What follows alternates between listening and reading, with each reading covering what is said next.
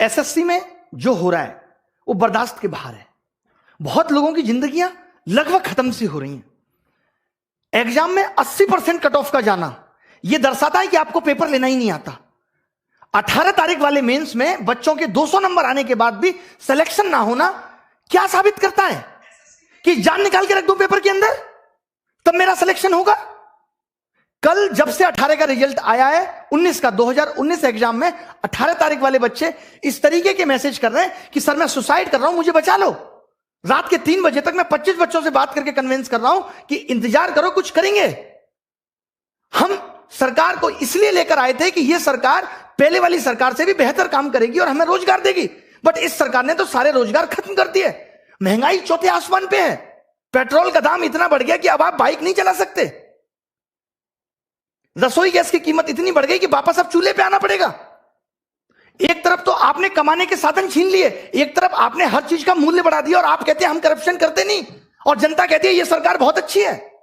2019 में India corruption के स्थान पे 80 नंबर पे थी और 2020 में वही 86 नंबर पे हो गई। मैं पूछना चाहता हूं, अभी तो जांच बैठी नहीं, तब 6 अंक आगे निकल गई। जिस दिन जांच बैठेगी तो पता चलेगा ना कि करप्शन हो कितना रहा है। क्या बिना करप्शन के वैकेंसी खत्म हो गई? एक सीट कम, जो सीट है उस पर भी करप्शन। एग्जाम टाइम से लेंगे नहीं, पेपर सही बनाएंगे नहीं, पेपर में क्वेश्चन गलत डाल के भी 100 रुपए वसूलेंगे, उसको भी पैसा वसूलने का धंधा बनाएंगे। एक साल में 2 रिजल्ट एक साथ देंगे, बच्चे को कंफ्यूज करेंगे कि तुम 18 भी भरो, तुम 19 भी भरो, उसे उलझाए रखेंगे। रिजल्ट इतना लेट कर देंगे ताकि वो बोल ही ना पाए, टूट जाए। जैसे कहते हैं ना, कोई अगर आपसे उधार पैसा ले ले, उसको हर दिन कॉल करने दो, रोज उसे घर आने दो, एक दिन वो आना भूल जाएगा, अपने पैसे भूल जाएगा कि भाई मैं इससे ज्यादा परेशान नहीं हो सकता। कल इन्होंने रिजल्ट दिया और मार्क्स के बारे में बोल दिया बाद में देंगे। अब ये पता है मार्क्स कब देंगे? ये मार्क्स देंगे 3 महीने बाद, जब आप लगे होगे 2020 की तैयारी में, आपका ध्यान 2020 की तैयारी में होगा, आप कुछ कह नहीं पाओगे। अरे कब तक सहेंगे हम? अब युवाओं की हुंकार लेके रहेंगे रोजगार। अब अगर रोजगार नहीं मिला ना तो देश स्तर पे उठा लेंगे। इससे ज्यादा मैं कुछ नहीं कह सकता। हमारी मांगे क्या है? आज ये वीडियो बहुत महत्वपूर्ण है। मैं उन सब लोगों का दर्द बयां कर रहा हूं जो 4-4, 5-5 साल से तैयारी कर रहे हैं और आपकी एक गलती की वजह से उनकी जिंदगी खत्म हो जा रही है। एज रिकॉग्निंग इशू लगातार 2015-16 तक एज अगस्त से काउंट होती थी।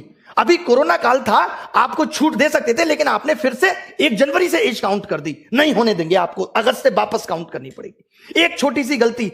अभी जो लोग नए जुड़ेंगे, जिनको पता नहीं है एसएससी के बारे में, मैं उन लोगों को बता दूं कि ये एक मेंस के पेपर को 3 दिन में लेते हैं। 15, 16, 18। 15, 16 का पेपर ये नॉर्मल बनाते हैं, 18 का पेपर ये इतना हलवा बना देते हैं जिसमें बच्चों के 200-200 नंबर आते हैं, 190, 195। अब जब ये नॉर्मलाइजेशन करते हैं तो वो सारे बच्चे बाहर हो गए। अब आप एक बात बताइए, जिस बच्चे का नॉलेज बहुत अच्छा था, जो खुद से 200 नंबर ला सकता था, जो बच्चा खुद से 200 नंबर ला सकता था, वो अपना पेपर 1.25 घंटे में करके बैठ गया, तो आपने उसका स्किल कहां टेस्ट किया? वो तो पौना घंटा उसका बर्बाद हो गया पेपर के अंदर। और अब आप कह रहे हो कि आपके जो 200 नंबर थे वो उन बच्चों के मुकाबले कम है और उनको आपने 160 पे ला दिया और उन किसी बच्चों का सिलेक्शन नहीं हुआ। ये कहां की इंसानियत है? अब आपको 2019 का 18 वाला मेंस दोबारा कराना होगा। लड़ाई उस मेंस को दोबारा कराने की है। जब आप 20 लाख बच्चों का प्री 20 दिन में करा सकते हो, तो आप 1.5 लाख बच्चों का मेंस 1 दिन में क्यों नहीं करा सकते? क्या आपके पास इतने रिसोर्सेज भी नहीं रहे अब कि आप पेपर का लेवल एक जैसा रख सको? मतलब आपने एग्जाम का मजाक बना दिया है, क्योंकि आपको करप्शन करना है। और करप्शन को दबाना कैसे है? यह सबसे अच्छा तरीका है, क्योंकि जब बच्चा पेपर दे के आता है तो उछलता है हवा में 190 का कराया, 3 महीने बाद रिजल्ट देते हो, उसका सारा हौसला टूट चुका होता है। 190 नंबर का 200 नंबर का 200 में करने के बाद भी अगर सिलेक्शन नहीं हो रहा तो इसके लिए कौन जिम्मेदार है? पिछले 2 साल से लगातार कट ऑफ 80% जा रही है, इसके लिए कौन जिम्मेदार है? कॉम्पिटिटिव एग्जाम में 80 नंबर कट ऑफ जाना कितना सही है? क्या आप पेपर का स्तर नहीं बढ़ा सकते जिससे आप उन बच्चों को भी सिलेक्ट कर पाए जिनके अंदर वास्तव में टैलेंट है? अगर एसएससी अपने एग्जाम में एबीसीडी देने लगे तो कैसे यह निर्धारित होगा कि कौन बच्चा जॉब के लायक है और कौन नहीं? अब सरकार से हिसाब मांगना पड़ेगा। अब हमें बहुत बड़े बड़े कदम उठाने पड़ेंगे। 2020 के लिए क्या कदम उठाने हैं? प्री क्वालिफाई करो, अगर 1 दिन में नहीं करा सकते तो मेंस 1 दिन में कराना होगा। 18 नवंबर वाला मेंस दोबारा होना चाहिए। एसएससी के अंदर वेटिंग लिस्ट होनी चाहिए। 80% कट ऑफ क्यों जा रही है? पेपर का स्टैंडर्ड बढ़ाओ। भले ही सिलेबस के अंदर होना चाहिए पेपर। जब इलेक्शन का रिजल्ट 7 दिन में आ सकता है और एसएससी का रिजल्ट अब तक नहीं आया 2018 का, हम 2021 में। 2018 का रिजल्ट आपने फाइनल नहीं किया और बच्चों को 2019 का चस्का दे रहे। लो चूटो, लॉलीपॉप है, चूसो भैया। बच्चे को ध्यान ही नहीं है कि उसने 18 भी दिया था, सो गया है वो बच्चा। मोदी जी कहते हैं मैं अभी देश के लिए ऐसा कर रहा हूं, आगे पता चलेगा। डिमोनेटाइजेशन हुआ, आगे पता चलेगा। जैसे एक बाप ये कहे अपने बेटे को रोटी भी ना दे और कहे कि बेटा मैं आगे आने वाली पीढ़ी के लिए कर रहा हूं, आगे आने वाली पीढ़ी के लिए प्रॉपर्टी खरीद रहा हूं। आगे आने वाली पीढ़ी तो जब आएगी जब ये बेटा जिंदा रहेगा। आगे आने वाले लोग तो तब आएंगे जब युवा जिंदा रहेगा, जब हम लोग जिंदा रहेंगे। किसके लिए कर रहे हैं मोदी जी? अब मैंने ये डिसाइड किया है कि 5 दिन के अंदर हम ये हैशटैग चलाएंगे, मोदी _रोजगार_2। 5 दिन के अंदर, यानी आज 25 तारीख को सुबह 11 बजे पहली चीज। और जितनी भी आप देखिए, ये मीडिया जो है पारी हो रही है, ये दिखाती है। ये मीडिया श्वेता का ऑडियो वायरल हो गया, ये दिखाती है। ये मीडिया विनोद दिखाती है। ये मीडिया जोमेटो वाला सोनू दिखाती है। ये मीडिया तैमूर ने किस कलर का कच्चा पहना, ये दिखाती है। इस मीडिया को ये नहीं पता कि युवाओं का दर्द क्या है। अगर मीडिया ने ये टॉपिक नहीं दिखाया, ये अनफेयरनेस नहीं दिखाई, तो आप सबको मेरी कसम है कि सारे मीडिया चैनल्स की वीडियो को जाके रिपोर्ट करो। हम दिखाएंगे कि इनका आईटी सेल हमारी ताकत के सामने कितना तुच्छ है और हम क्या कर सकते हैं। मेरी सब युवाओं से गुजारिश है कि आप सब इनकी वीडियो को जाके डिसलाइक करिए, इनको मजबूर कर दीजिए लाइक डिसलाइक बटन को बंद करने के लिए। इतने कमेंट करिए, इतनी वीडियो इनकी रिपोर्ट करिए, मोदी जी की मन की बात को डिसलाइक करिए। और एक बात जो मैंने पहले भी कही थी, क्योंकि अब यह मुद्दा पूरे देश में फैलना चाहिए, लोगों को पता चलनी चाहिए कि हम किस तरीके से जूझ रहे हैं नौकरी के लिए, कितनी परेशानी हमारे जीवन में है। लोग कह देते हैं सरकार कह रही है ट्विटर ऐप भी बंद हो जाना चाहिए। वाह, कमाल की बात है। मतलब अब इस डेमोक्रेटिक देश में अपनी आवाज उठाना भी दुश्वार हो गया है। आप नहीं कह सकते, आप मर जाइए, आप सुसाइड कर लीजिए, आप जिंदा मत रहिए, बट आप अपनी आवाज नहीं उठा सकते। ये कुछ कुछ मुझे ऐसी बात याद आ रही है, जब मेरी गर्लफ्रेंड से कोई लड़का बात करता था तो मैं उसको नहीं समझा सकता, उस लड़के को जाके कहता था तू उससे बात मत कर। बहुत बढ़िया। अभी एनालिसिस होता था, अब एनालिसिस पे आईबी ने यह कह दिया कि अब एनालिसिस नहीं होना चाहिए। आप एनालिसिस रोक देंगे और जो बच्चा घर घर जाके बताएगा, इससे आपको पता है क्या होगा? अब एनालिसिस भी बिकने लगेगा दूसरी एप्स पे, कि लोग अब एनालिसिस खरीदेंगे, यूट्यूब पे नहीं आएगा और आपको पता नहीं चलेगा। आपको क्या करना चाहिए था कि हर पेपर का हम लेबल बदल देंगे, करो एनालिसिस, कितना करोगे? आप अच्छा कुछ नहीं कर सकते। मतलब सरकार ने जॉब देने को इतना फॉर ग्रांटेड ले लिया है कि इससे उनको कोई मतलब नहीं है किसी की जॉब लगे किसी की नहीं। जब इस देश में चुनाव दोबारा हो सकता है तो 2019 का 18 नवंबर वाला पेपर भी दोबारा हो सकता है। और क्यों ना हो, आपने ऐसा पेपर क्यों बनाया कि बच्चे के 200 नंबर आए? और जब बच्चे के 200 नंबर आए तो आपने उसे क्यों बाहर कर दिया? किस बेसिस पे आपने उसे बाहर कर दिया? हमें इसका जवाब चाहिए। अब रिफॉर्म्स होके रहेंगे।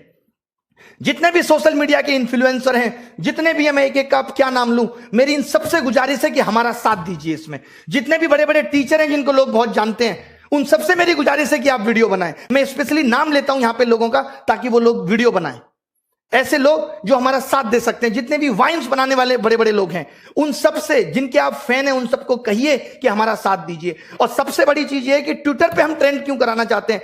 ट्रेंड तो ट्विटर पे एक दिन में खत्म हो जाएगा, कोई निष्कर्ष बहुत बड़ा नहीं निकलेगा। हम ये चाहते हैं कि इतनी ये बात फैल जाए, हम इतने इनके वीडियो डिसलाइक कर दें, इतनी बुरी तरीके से हम मीडिया चैनल को बॉयकॉट कर दें, इतनी बुरी तरीके से हम इनकी मन की बात को बॉयकॉट कर दें कि ये मजबूर हो जाएं कि हमसे बात करें। और जब ये बात करेंगे तो हम ये अपने 5 मुद्दे बताएंगे। बहुत बड़े मुद्दे नहीं है ये, बहुत बड़े मुद्दे नहीं है कि वेटिंग लिस्ट हो, as recognising issue sort out हो, 18 नवंबर मेंस फिर से हो, और 2020 में मेंस एक दिन में हो, और प्री क्वालिफाई करो। अगर आप एक दिन में नहीं ले सकते, क्योंकि हमें अब आपके नॉर्मलाइजेशन के तरीके पे बिल्कुल भरोसा नहीं है, कोई ट्रांसपेरेंसी नहीं है उसके अंदर। क्यों नहीं दिया आपने मार्क्स? 5 दिन के अंदर आपको मार्क्स देने होंगे। मैं एसएससी से ये गुजारिश करता हूं कि आपको 5 दिन के अंदर मार्क्स देने होंगे। मार्क्स तो आपके पास है ना? कितना टाइम लगता है अपलोड करने में? स्पीड नहीं आ रही? जियो की सिम भिजवा दें? बताइए कि आप मार्क्स नहीं देंगे, क्योंकि आपको पता है आप मार्क्स उस वक्त देंगे जब बच्चा 2020 में बिजी होगा, चाहकर भी कुछ नहीं कर पाएगा। उसको लगेगा यार अब 2020 ना हाथ से निकल जाए। कंगना जी ने भी कहा है कि वो इस बेरोजगारी पर ट्वीट करेंगी। जब भी आप ट्वीट करें तो कंगना जी को भी बोलें कि वो रिट्वीट करें। उन्होंने कहा है, अक्षय कुमार साहब ने भी कहा है कि देश का कोई भी मुद्दा होगा तो हम ट्वीट करेंगे, बाहर वाला कोई भी दखलंदाजी नहीं करेगा। भले ही मोदी जी जाके अमेरिका में कह सकते हैं अब की बात ट्रंप सरकार, ये दखलंदाजी नहीं है, सॉरी माफ कीजिएगा।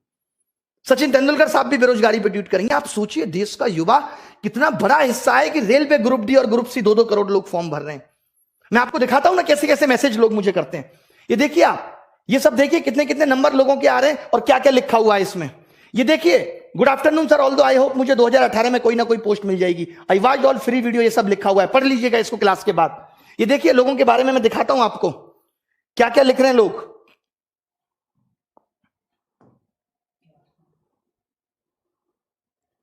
ये सब आप पढ़ लीजिएगा। ये देखिए, मेरा 481 रॉय स्कोर, एससी कैटेगरी में सिलेक्शन नहीं हुआ। इसको देखिए, सर मैं सुसाइड की सोच रहा हूं, बचा सकते हो तो बचा लो। ये लोगों के मैसेज हैं। पगले हो क्या? तुरंत मैंने कॉल किया, उसको समझाया, सर कुछ तो करो, आपसे मेरी एक्सपेक्टेशन है। लोग इस तरीके के मैसेज कल से ही रिजल्ट आने के बाद कर रहे हैं। ऐसे तमाम मैसेज हैं कि मेरे 535 नंबर थे बट अब लग रहा है जॉब नहीं मिलेगी। इतना निराश हो चुका है युवा। यार इस दर्द को हम भी नहीं बर्दाश्त कर पाएंगे, हम खुद मर जाएंगे। अब क्या लिखें? मैंने तो बोल दिया, अब कोचिंग में भी सारे टीचर हम टाइटल लगाएंगे कि न्यू बैच स्टार्ट इस तारीख से। नीचे लिखेंगे सिलेक्शन की कोई गारंटी नहीं। सिलेक्शन की गारंटी नहीं है, क्योंकि अगर 200 नंबर लाके भी सिलेक्शन नहीं हो सकता तो कुछ नहीं हो सकता। और ये सिर्फ एसएससी में नहीं है, रेलवे में भी वही हो रहा है। टालम टोल हो रही है, 4 महीने प्री चल रहा है। भाई कौन से देश में रह रहे हो? काय का डिजिटलाइजेशन है? कौन सी इंडिया डिजिटल हो गई कि 5 महीने में प्री का एग्जाम हो रहा है और उसके बाद 2 महीने मेंस चलेगा? ये सब गधा बनाने की चीजें हैं। लास्ट में हो जाएगा कि 5000 लोगों को नौकरी मिली। ये सबका मन बहलाया जा रहा है, इससे ज्यादा कुछ नहीं है। रेलवे में भी इससे ज्यादा कुछ नहीं है, बैंक में भी इससे ज्यादा कुछ नहीं है, सब जगह बेवकूफ बनाया जा रहा है, नथिंग एल्स। तो मेरी उन गुरुजनों से भी रिक्वेस्ट है जो रेलवे का पढ़ाते हैं, उनसे भी रिक्वेस्ट है जो बैंक का पढ़ाते हैं, कि कम से कम आप भी इस पे वीडियो बनाएं कि मोदी _ रोजगार _ 2। मोदी को हमने जी भी नहीं लगाया, बहुत हुआ सम्मान, बहुत हुआ सम्मान। मांगे आपको समझ में आ गई होंगी। अगर आप अपना भला सोचते हो तो मेरी गुजारिश है कि इस वीडियो को मोदी जी तक पहुंचाओ। और अब बात तभी बनेगी जब सरकार बात करेगी। हमें सिर्फ बात चाहिए, इसके अलावा कुछ नहीं। हमें बात करके बताओ, इतनी ट्रांसपेरेंसी बताओ। कॉन्ट्रैक्ट बेस्ड जॉब खत्म होनी चाहिए। जो आपने 10-10 हजार पे लड़के रख रखे हैं, आपको मालूम है जो 10 हजार पे भी सरकार लड़का रखती है 12 हजार पे, उसमें 12 हजार ठेकेदार भी कमीशन खाता है और ऊपर तक कमीशन जाता है। यानी वो एक लड़का भी सरकार को 35 हजार में पड़ता है, जो अपनी कोई रेस्पॉन्सिबिलिटी नहीं निभाता। और जो बंदा यहां से पढ़ के पहुंचेगा, जिसको नॉलेज है, उसको सरकार नहीं रखेगी। हम कह रहे हैं उसको 35 हजार दे दो। आप उसको 35 दे दो, वो खुश है। 4-4 साल से बच्चे तैयारी कर रहे हैं, 5-5 साल से बच्चे तैयारी कर रहे हैं। मां बाप भी कब तक इंतजार करे? कुछ तो रहम करो साहब, कुछ तो रहम करो उन बच्चों पे। मैं तो बहुत हिम्मत समझता हूं बच्चों की।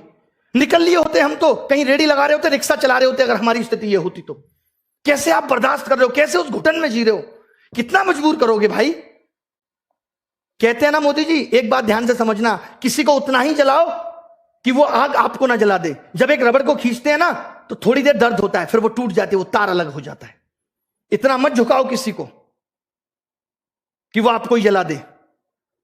सब सेलिब्रिटी ट्वीट करेंगे, सबको ट्वीट करो यार। ये सोशल मीडिया बहुत बड़ी ताकत है। आज मीडिया देश की मर चुकी है।